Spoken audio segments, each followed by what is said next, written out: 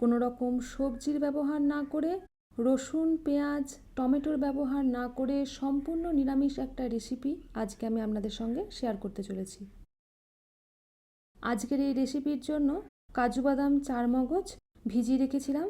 এটা আধ ঘন্টা গরম জলে ভেজানোর পর এটার সাথে কালো খোসা বাদ দেওয়া নারকেল কুচি বড় টেবিল চামচের 2 চামচ, আর দুটো বীজ বার করা চেরা কাঁচা লঙ্কা, আর তার সাথে দিয়েছি ছোটো চামচের 1 চামচ আদা বাটা।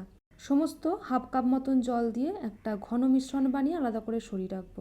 এবারে আমি এখানে বাড়িতে তৈরি ছানা নিয়ে নিয়েছি 200 গ্রাম, হাফ চা চামচ মতো নুন আর ছোটো চামচের 2 চামচ ময়দা দিয়ে ভালো করে মসৃণ করে মাখিয়ে নেব। সুন্দর করে ছোট ছোট করে বল বানিয়ে নেব। এখানে আমি 6 থেকে 7টা বল বানাবো। আর এর ভেতরে একটা কাজু বাদাম, মাওয়া আর কিশমিশ দিয়ে একটা মিশ্রণ বানিয়ে রেখেছিলাম, সেটা দিয়ে দেব। এর ভেতরে এটা মিশ্রণটা দিয়ে ভালো করে মুখ বন্ধ করে দেব। গোল গোল করে এটাকে বানিয়ে নিয়েছি আর অনেকটা মোদকের মতন শেপ দিয়ে দিয়েছি। আপনারা চাইলে এটা গোল গোলও বানাতে পারেন। এবারে ডুবো তেলে এটাকে মিডিয়াম আঁচে বেশ বাদামি করে ভেজে নেব, আলাদা করে সরিয়ে রাখবো।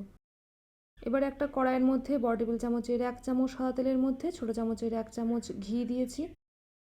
তার মধ্যে ছোটো চামচের 1 চামচ মতন শাহি জিরা, একটা দারচিনি, 2টো লবঙ্গ, 2টো এলাচ দিয়েছি। এটা একটু ভাজা হলে আগেকার যে মশলাটা বানিয়ে রেখেছিলাম সেটা দিয়ে দেবো। আর তার মধ্যে মশলার জল দিয়ে দিয়েছি হাফ কাপ মতন।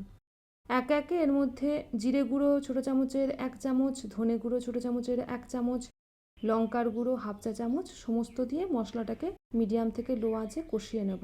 কাঁচা মশলার গন্ধ আর না থাকলে এখানে ফেটানো টক দই দিয়ে দিয়েছি হাফ কাপ, আর তার সাথে স্বাদ মতো নুন চিনি। এটা একটু টক ঝাল মিষ্টি খেতে হবে। আর আরও জল দিয়েছি এখানে প্রায় 1 কাপ মতন, আর দিয়ে দিয়েছি হাফ চা চামচ মতন শাহি গরম মশলা। সমস্ত ভালো করে মিশিয়ে নেব, আর যেটুকুনি মাওয়া বাঁচবে সেটা এর মধ্যে দিয়ে দেব। এই সময় আঁচটাকে একদম লোতে রাখবো। একদম শেষে শাহি গরম মশলা দিয়ে এটাকে হালকা করে ফুটিয়ে নেব।